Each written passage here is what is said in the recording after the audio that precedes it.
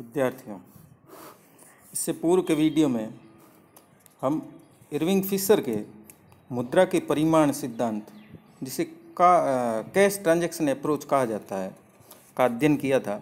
उसी क्रम में अब हम आगे चलते हैं।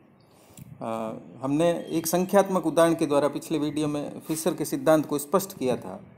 अब इसमें कुछ जो है वेरिएबल्स जो फिशर का समीकरण है उसमें आए हैं, तो उसके बारे में हम अध्ययन करेंगे। जैसे प्रचलन वेग है, तो मुद्रा का जो प्रचलन वेग फिशर के समीकरण में था mv plus m1v1 is equal to pt। तो उसमें जो v आया था या मुद्रा का जो प्रचलन वेग आया था, तो ये किस प्रकार से प्रभावित होता है, क्योंकि इस पर कई तत्वों का प्रभाव पड़ता है, जिसमें सबसे पहला तत्व है भुगतान की अवधि। सर्वप्रथम जो है इस पर भुगतान की अवधि का प्रभाव पड़ता है। हम मान लें कि अगर मासिक भुगतान मिलता है तो v इजिकल टू 12 हो जाएगा, 12 हो जाएगा, है ना, क्योंकि साल में 12 महीने होते हैं तो 12 हो जाएगा। यदि साप्ताहिक भुगतान कर दिया जाए तो v इजिकल टू 52 हो जाएगा। इस प्रकार जितनी जल्दी भुगतान किया जाएगा, समाज में v की मात्रा उतनी ही अधिक होगी। यदि प्रतिदिन भुगतान होने लगे तो v इजिकल टू 365 हो जाएगा। इसके पश्चात है कि आर्थिक तेजी और मंदी का प्रभाव पड़ता है इस पर। आर्थिक तेजी के समय जो है प्रचलन वेग या v अधिक और आर्थिक मंदी के समय यह कम होता है। जब व्यवसाय तेज गति से होता है तो मुद्रा अधिक हाथों में से होकर गुजरती है। जर्मनी में 1923 की भीषण मुद्रास्फीति के समय मजदूर मजदूरी मिलते ही फैक्ट्री के दरवाजे पर आ जाते थे, जहां वे अपने परिवार के सदस्यों को मुद्रा राशि व्यय करने के लिए दे देते थे। ऐसी स्थिति में वहां पर v बहुत ही ऊंचा हो गया था। मुद्रा प्राप्त होते ही खर्च कर दी जाती थी, क्योंकि मुद्रास्फीति अपनी चरम सीमा पर पहुंच चुकी थी। तो और आर्थिक मंदी के समय v भी बहुत ही कम हो जाता है या मंद पड़ जाता है। जैसा कि 1930 के प्रारंभ होने वाली दशाब्दी में ये काफ़ी नीचा था, जिसे तीसा की मंदी के नाम से जाना जाता है। फिर है व्यापारियों से उधार की सुविधा कितनी है। व्यापारियों से जो उधार की सुविधा मिलने पर जो मुद्रा का प्रचलन वेग या v है वो बढ़ जाता है, क्योंकि लोग अपने पास नकद रखने की अधिक परवाह नहीं करते हैं, क्योंकि वो सोचते हैं कि अगर नकद खत्म हो जाएगा तो हमें उधार मिल जाएगा, और मुद्रा का व्यय करते चले जाते हैं। यदि उधार की सुविधा कम मिलती है तो लोगों को अपने पास नकद राशि अधिक रखनी पड़ती है, जिससे v की मात्रा भी कम हो जाती है। नेक्स्ट है फिर आर्थिक विकास की अवस्था। आर्थिक विकास की प्रक्रिया तेज होने पर v की मात्रा बढ़ती है और पिछड़े हुए समाज में यह नीची पाई जाती है। तो एक देश के आर्थिक विकास की वर्तमान अवस्था को देखकर उसमें पाई जाने वाली v की मात्रा का अनुमान लगाया जा सकता है। नेक्स्ट है फिर जनता की तरलता पसंदगी, यानी लोगों की अपने पास नकद रखने की इच्छा क्या है, इसका भी v की मात्रा पर प्रभाव पड़ता है। अगर किसी कारण से लोग करेंसी या मुद्रा अपने पास ज़्यादा मात्रा में रखना चाहते हैं तो v की मात्रा कम हो जाएगी, क्योंकि वो कम खर्चा कर रहे हैं। यदि किसी कारण से तरलता पसंद की घटती है तो v की मात्रा बढ़ जाएगी। नेक्स्ट है फिर बैंकिंग सुविधाएं। बैंकों का विस्तार होने से v की मात्रा बढ़ती है, क्योंकि इससे बैंक से मिलने वाले कर्ज की सुविधाएं बढ़ जाती है।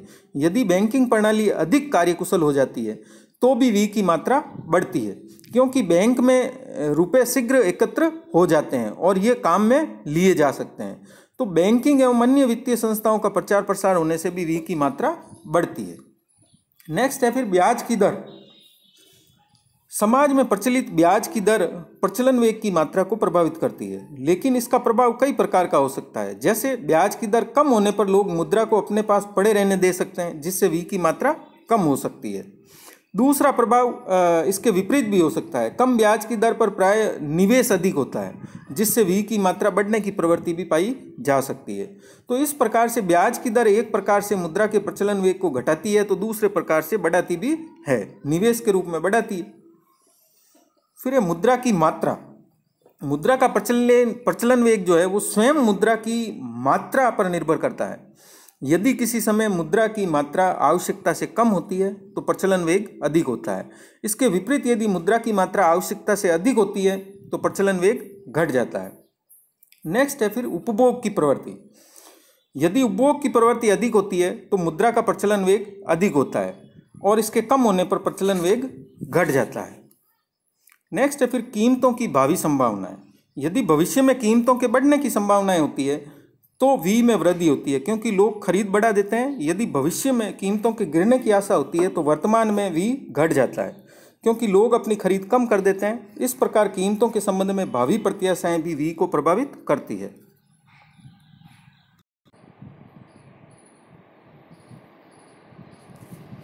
फिर है टी, यानी जो सौदे हैं उन पर व्यवसाय की कार्यकुशलता व समाज के ढांचे का प्रभाव भी पड़ता है। जैसा कि हमने परिमाण सिद्धांत में भी देखा है, और इसके जैसा कि समर्थक मानते हैं कि M और M1 में एक साथ परिवर्तन होता है, यानी जिस अनुपात में M बढ़ता है उसी अनुपात में M1 भी बढ़ता है, और V एवं V1 जो है वो स्थिर रहते हैं। लेकिन T यानी वस्तुओं व सेवाओं की मात्रा पर मुद्रा की मात्रा का प्रभाव कम और अन्य तत्वों पर अधिक पड़ता है। जो अन्य तत्व टी को प्रभावित करते हैं उनमें है व्यवसाय की कार्यकुशलता, जनसंख्या, लोगों की वस्तुओं को खरीदने व संग्रह करने की इच्छा, वस्तु विनिमय की मात्रा, एकाधिकार की स्थिति आदि। ये सभी तत्व हैं जो टी को प्रभावित करते हैं। व्यवसाय की कुशलता जो बढ़ने से टी की मात्रा बढ़ती है, और श्रम की पूर्ति बढ़ने से अप्रयुक्त आर्थिक साधनों की दशा में उत्पादन बढ़ सकता है। जैसा कि फिशर के समीकरण में V और V1 एवं T की मात्राएं M व M1 के अनुपात को स्थिर मान लेने पर M और P ही बच जाते हैं शेष। इसमें M सक्रिय रहता है और P निष्क्रिय हो जाता है। इस प्रकार जो मुद्रा का परिमाण सिद्धांत है उसमें मुद्रा की मात्रा को सक्रिय व सर्वोपरि माना गया है। दूसरा, फिर इसके साथ हम लेते हैं कि मुद्रा की मात्रा में होने वाले परिवर्तनों का क्या प्रभाव पड़ता है। यदि मुद्रा की मात्रा बढ़ जाती है, जैसे अगर सोने की नई खान मिल जाना अथवा अन्य कारणों से, तो फर्म व परिवार इसको खर्च करेंगे। इससे पूर्ण रोजगार पर कुल मांग बढ़ जाएगी। क्योंकि इसमें पूर्ण रोजगार को एक सामान्य अवस्था और मान्यता माना गया है, तो जब पूर्ण रोजगार पर मांग बढ़ेगी तो कीमतें बढ़ जाएगी, और कीमतों के बढ़ने पर जो सौदों के उद्देश्य के लिए अधिक मुद्रा की आवश्यकता होगी। अंत में कीमतें इतनी ज़्यादा बढ़ जाएंगी कि समस्त अतिरिक्त मुद्रा सौदों की मात्राओं में लग जाएगी और कीमतों का आगे बढ़ना रुक जाएगा। इस प्रकार से अगर हम कल्पना करें कि अगर मुद्रा की पूर्ति घट जाती है तो इस परिमाण सिद्धांत के अनुसार सब लोग अपना व्यय घटा देंगे। इससे समग्र मांग घटेगी और उसके परिणाम स्वरूप कीमतें भी घटेगी। अंत में कीमतें इतनी घट जाएंगी कि मुद्रा की पूर्ति लोगों की सौदों की आवश्यकताओं को पूरा करने के लिए पर्याप्त होगी, और इससे कीमतों का आगे गिरना रुक जाएगा। तो इस प्रकार से हमने देखा कि पी, टी और मुद्रा की पूर्ति किस प्रकार से परिवर्तन लाती है, और मुद्रा का प्रचलन वेग किन किन तत्वों से प्रभावित होता है। इसके पश्चात अब हम आते हैं कि जो फिशर का दृष्टिकोण है उसकी कई जो है अर्थशास्त्रियों ने आलोचनाएं की है। तो आलोचनाएं जिन बिंदुओं के आधार पर की गई है, तो हम एक एक बिंदु लेंगे। सबसे पहले उनकी आलोचना की गई है कि यह अल्पकाल में लागू नहीं होता है। जैसा कि इस सिद्धांत की मान्यता में हमने देखा था कि यह एक दीर्घकालीन सिद्धांत है और दीर्घकाल में ही लागू होता है। तो काफ़ी लंबी अवधि को लेने पर मुद्रा के जो परिवर्तन व कीमत स्तर के परिवर्तन हैं उनमें एक कड़ी स्थापित की जा सकती है। इस संबंध में प्रोफेसर केन्स का ऐसा कहना था कि दीर्घकाल में तो हम सब मर जाते हैं, तो हमारे लिए ऐसे सिद्धांत का कोई महत्व नहीं है जो केवल दीर्घकाल के परिवर्तनों को ही समझाए। यह सिद्धांत अल्पकाल में वार्षिक परिवर्तनों को समझाने में असमर्थ रहा है। अर्थव्यवस्था में बेरोजगारी व मुद्रास्फीति के पाए जाने पर इसे 1-2 वर्ष में दूर करने की बात जो है यह सिद्धांत कहता है। ऐसी स्थिति में हमारी रुचि उस सिद्धांत में नहीं होती जो 15-20 वर्षों में मुद्रा की मात्रा व कीमत स्तर के संबंध को बतलाए। अतः जो मुद्रा का परिमाण सिद्धांत है वो अल्पकालीन परिवर्तनों को समझाने में असमर्थ रहता है। अल्पकाल में वी में परिवर्तन होते रहते हैं, अतः एम और पी का सरल संबंध भंग हो जाता है, क्योंकि वी में परिवर्तन अल्पकाल में भी होते हैं। इसलिए अल्पकाल में यदि हम मुद्रा की पूर्ति को या एम को दुगना कर दें तो पी दुगना नहीं होता है। तो इस प्रकार से इस सिद्धांत की आलोचना की गई है अल्पकाल को और दीर्घकाल को लेकर के। फिर है कि इस सिद्धांत में जो मान्यताएं ली गई है वो अवास्तविक है। ये सिद्धांत इस मान्यता पर टिका हुआ है कि V एवं M के परिवर्तनों का कोई प्रभाव नहीं पड़ता है। लेकिन अगर हम आधुनिक सिद्धांत को पढ़ें तो हमें पता चलता है कि एम के परिवर्तन वी में भी परिवर्तन उत्पन्न करते हैं, यानी मुद्रा की मात्रा प्रचलन वेग में भी परिवर्तन उत्पन्न करती है। V1 एवं टी को स्थिर मानना सही अर्थों में सही नहीं माना जा सकता, क्योंकि अर्थव्यवस्था में एम के बढ़ने से टी भी बढ़ता है, क्योंकि जो व्यर्थ या बेकार पड़े हुए अथवा अप्रयुक्त उत्पादन के साधन होते हैं उनका उपयोग किया जा सकता है। इस प्रकार से एम व M1 का अनुपात भी स्थिर नहीं रहता है। तो ये जो सिद्धांत है इसमें जो मान्यताएं ली गई है वो अवास्तविक है, इसलिए ये सिद्धांत भी अवास्तविक हो जाता है। नेक्स्ट है फिर कि यह सिद्धांत पूर्ण रोजगार की स्थिति को मानकर चलता है, जिससे इसका उपयोग सीमित हो जाता है। साधनों के अपूर्ण उपयोग अथवा साधनों के बेकार रहने की स्थिति में इसके निष्कर्ष लागू नहीं हो सकते। साधनों के बेरोजगार पाए जाने पर एम के बढ़ने से टी भी बढ़ाया जा सकता है, जिससे कीमतें उतनी नहीं बढ़ती जितनी अन्यथा बढ़ सकती थी, अथवा कभी कभी कीमतें बढ़ती भी नहीं है। अगर किसी देश में नई भूमि पर खेती करके उत्पादन बढ़ाया जाता है तो एम के बढ़ने पर जो कृषिगत उत्पादन है वो बढ़ता है। इससे कीमतें या तो बढ़ती नहीं है अथवा कम मात्रा में बढ़ती है। नेक्स्ट है फिर कि इसमें एम के परिवर्तन का प्रभाव पी पर तो बताया गया है, लेकिन जो पी के परिवर्तन है उसका प्रभाव एम पर नहीं बताया गया है, जिससे इसकी उपयोगिता सीमित हो जाती है, क्योंकि कीमत स्तर भी मुद्रा की मात्रा को प्रभावित कर सकता है। कीमतों में वृद्धि के कारण भी मुद्रा की मात्रा बढ़ाई जा सकती है। इस प्रकार से पी का परिवर्तन भी एम में परिवर्तन का कारण बन सकता है और यह सिद्धांत संकुचित हो जाता है। नेक्स्ट है फिर कि इस सिद्धांत में मुद्रा की मात्रा के परिवर्तन का सीधा प्रभाव कीमत के परिवर्तन पर देखा जाता है, लेकिन जो आधुनिक अर्थशास्त्री हैं उनका ऐसा मानना है, जैसे किन्स के बाद में जो प्रस्तुत किए गए सिद्धांत हैं उसमें मुद्रा की पूर्ति के बढ़ने से सबसे पहले ब्याज की दर घटती है, जिससे निवेश बढ़ता है।